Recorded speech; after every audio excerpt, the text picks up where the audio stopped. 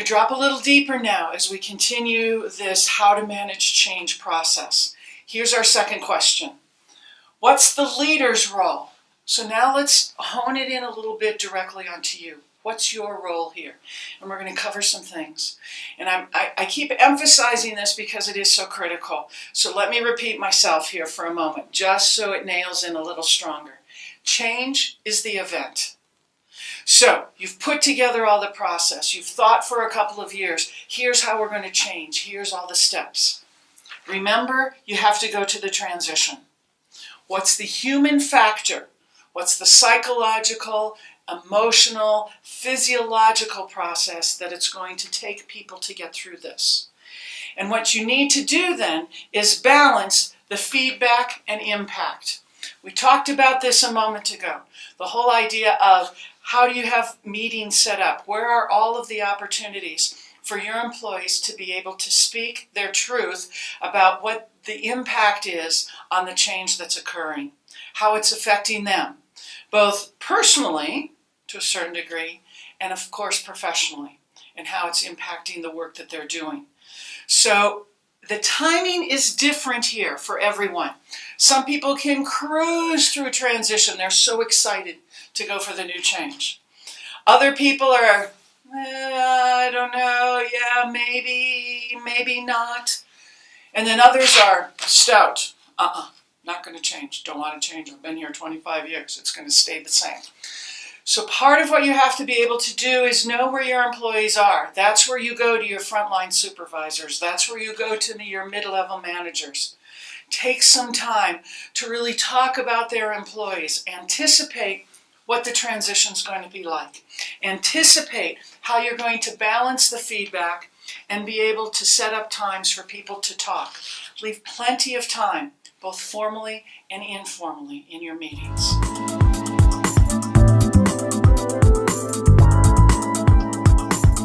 Let's take the next step. We're going to dive a little deeper. And I want to talk about what transitions look like. There's 3 steps that you can see here on the flip. I'm going to get to these in a moment. I want to cite a book for you that is, if you will, kind of the book on transitions. It's been around, I think, since the late 80s. And it's an outstanding book. All of this work is from that. It's called Managing Transitions by William Bridges. And he's got several other books. The Managing Transitions book is kind of his epic one. It's not very thick. It's very easy to follow. It's very practical to follow. If your organization is going to be working through some changes, highly recommend you get the book. And if you have it, I would go ahead and pass it on to your executive level, your upper management level, to your mid-management level, and even your frontline supervisors. Then that way everybody's got it and you can start to develop a common language. So that's one of the recommendations we have for you. So let's talk a little bit about this. All right? That psychological piece of transitions comes in 3 phases. Here's what it looks like. There are endings. There are pieces that have to end. There's the obvious ones. Maybe you're dropping a computer system, an IT system, and you're bringing in a whole new one. That's an obvious ending. So those people can usually pick up. Now, they may have loved that IT program and now there's a new one. There's some pieces that show up there. Here, the endings that easily get forgotten are more about what are the endings, like somebody's moving an office so they aren't going to have a window anymore. Or the new configuration of the offices, they're going from private offices to cubicles. There's all sorts of different pieces. They're getting a different computer. They're getting a different chair. They're having to work with different people. Those are all endings. There's a grief and loss process in that, everyone. Everyone has it. Some people process grief and loss quicker, others not so much. So what you need to do as you're planning, go back to managing the change, what this whole module is about. Take some time, as much as you can ahead of time, and think about what are the potential endings. And realize there's going to be lots of surprises that don't show up, that you weren't anticipating, that end up showing up. All right, so you're starting to work people through endings. Remember, everybody has a different pace on how they do this. Next, you hit the neutral zone. People are on this road, and they're on different places along this road.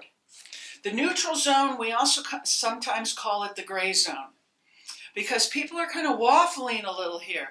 Like they can look back, this is what was. They can look forward and see where we're going, and they're kind of stuck in the middle. I still, the tug of the old familiar and the tug of the new kind of keeps everybody sitting here.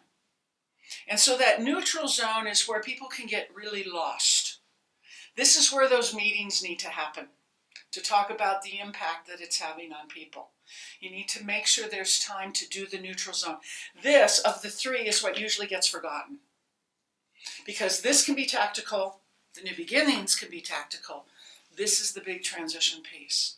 So taking time to slow down, realizing that some people are going through it in different ways. Because you're going to have those enthusiastic people that, yeah, man, I'm ready, let's go, we're there, here's the new piece, I'm jazzed.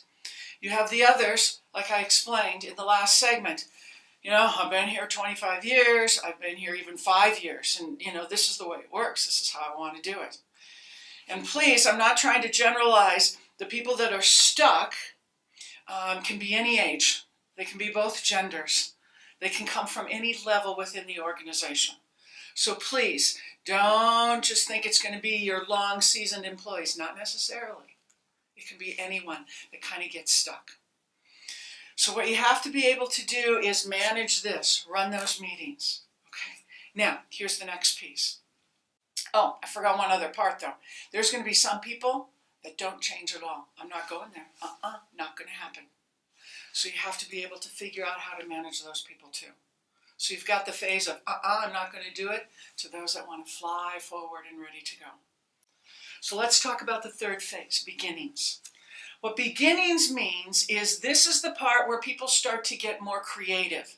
So as they're finishing off their neutral zone, you're starting to get this real creative part of them. Yeah, I can see how this works. I can see where this is going. Yeah. Really, it's pretty easy in this new process. It's pretty easy here. You know what? I kind of like my desk facing this direction now. You know what? I kind of like the new people, and I'm learning lots of things. So when the creativity starts to show out here, you've got them in the beginnings. You've got them. They're there. And you work that piece. Now, here's the thing. This isn't linear. People end, they get to neutral, they go to the new beginnings, and then they fly. Not necessarily. You can come back. People will drop back to the neutral zone. Or something, if someone gets very stressed, they may even go way back of, I wish it was like the way it was. They could go way back to here. So please know that there's ebbs and flows in this process. Just because someone gets to beginnings doesn't mean that they're absolutely going to stay there forever and ever. Some people do. There's going to be a few phases here, back and forth, a little bit of a dance almost on this curvy road, until the final change is complete and everybody's on board to work.